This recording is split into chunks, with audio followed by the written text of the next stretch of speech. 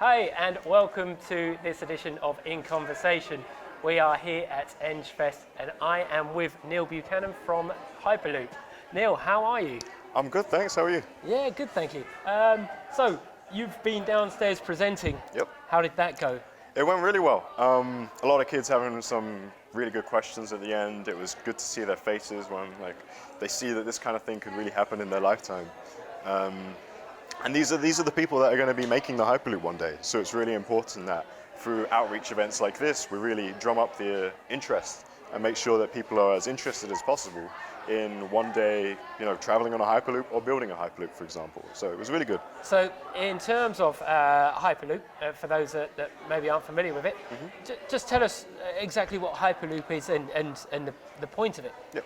So a Hyperloop is effectively the idea to have lots of long vacuum tubes, with no pressure inside, all the air's being removed, and effectively like a magnetically levitating train that goes inside. So you've got no friction because you don't have any rolling resistance, and you also have no air, so you've got no air resistance either. So the idea is you can theoretically get up to like 700 miles an hour in a single run between, say, Edinburgh and London. And like feasibility studies have been run into this kind of thing, and the current idea is to have a route between Edinburgh and London that could take you between the two places in 50 minutes. And that's stopping off at Birmingham, Manchester on the way. So it's pretty insane, and this thing could really change the way we live and the way we travel and work around the world. Gosh, and this technology that you're using, now my understanding that this isn't actually new technology. There have been similar things done in the past, Yep. but perhaps that didn't see it through or come to fruition. So, Yeah, what's changed? Well, technology is also improving, and you're getting, more people who are experts and available to research and push this kind of thing forward for reliability. So things like huge vacuum pumps, things like magnetically levitating stuff, this wasn't really available around back in like the 1850s when people started really having kind of ideas about how stuff could happen. But as technology advances and these things become more mainstream in like magnetically levitating trains, maglev systems in like Germany, Japan and China as well, it's kind of becoming more mainstream to consumers. So this is kind of taking it up a level, and now you're sticking it in a vacuum tube, which, the tubing and the construction of that is still, it's not an easy thing to do, and there still needs to be developments there. That's why it doesn't exist now. It's a progressive technology that eventually we're going to have a system that amalgamates all this together and is going to do the best of technology to make people travel around much faster.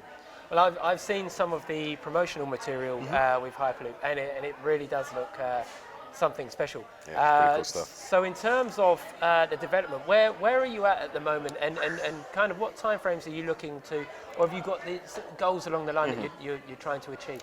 Well, currently I'm part of HYPE, the University of Edinburgh Hyperloop team, and we're kind of just making smaller scale prototypes to really prove the technology works, and at events like this we raise awareness and get people interested. There are more companies that spend much more time on this kind of thing. There's Hyperloop, Virgin Hyperloop, and Hyperloop Transportation Technologies who are actually investing in building tracks. And these kind of companies, they're actively looking towards making this a real thing. So I quoted in my presentation earlier that there was a Hyperloop expected maybe 2024 in Mumbai, in the state of Maharashtra in India. And although I personally think that's really ambitious, it just shows that in countries where there's less red tape, less bureaucracy to making these kind of things happen, because we can't really decide on anything here in this country, these things are much closer than they may seem. And especially like Dubai as well, Virgin Hyperloop, these are really pushing towards feasible timelines within the next 10, 15 years that these things could happen. Because the technology already exists, It's about the regulatory, the political, and the financing of this kind of thing, and where that comes from.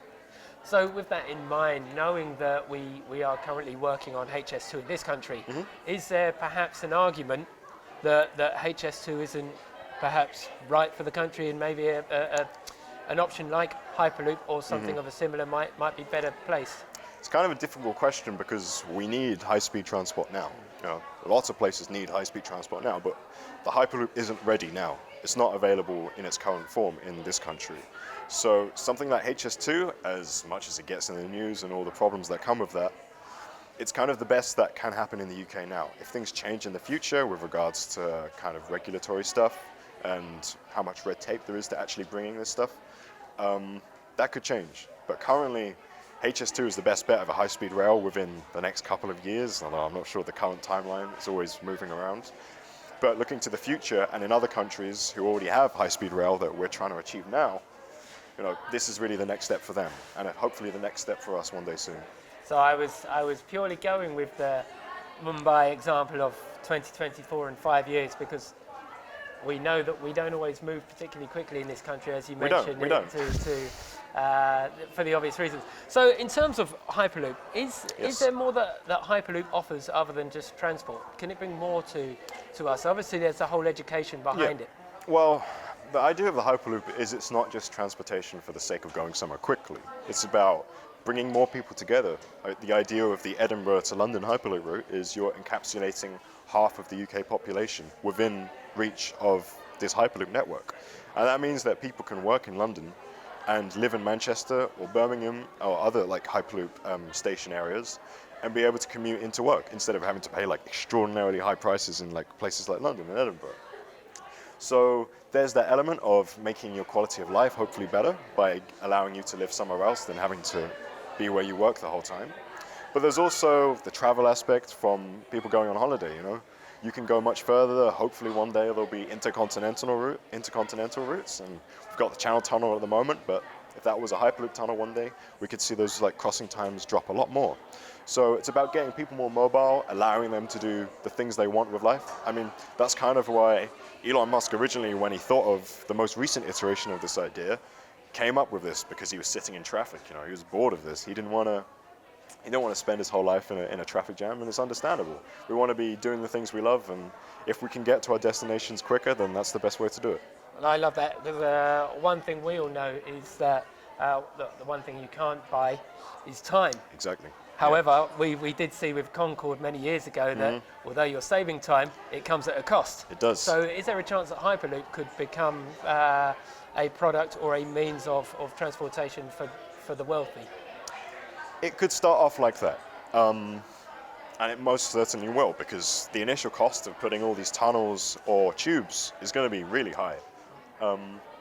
But it's the same with air travel. So you take the example of supersonic, and that was something that was it fell back for, of course, high ticket prices, but also other reasons such as safety, supersonic boom, this breaking the sound barrier, that kind of thing that influence aspects of life. But normal air travel, that was also something for celebrities, not so long ago. Only the rich and wealthy could fly it.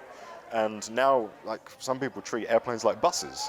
You've got this technology that back then seemed so crazy and exciting, and now we take it for granted, and it's relatively cheap. So although this is never going to be the cheapest method of transport, it's definitely going to go down in price as more things develop, as tunneling technology develops, and just basically as more investments put into the system, possibly by subsidies from governments, and effectively just making this whole transportation system much cheaper for all, so it's more accessible, because the whole idea is it's mass transit. At the end of the day, you don't just want to be carting around the wealthy. These things are meant to really bring people together and connect more people than ever before. So we've been talking quite a bit in our industry about autonomous vehicles. Yep. And we've touched a lot on the reasons why they might not happen, ethics and the that behind. But we've also been touching a lot on AI and robotics recently. Is this something that features within Hyperloop? I think it has the very big possibility to feature in Hyperloop. You're going to need artificial intelligence in all aspects of the network.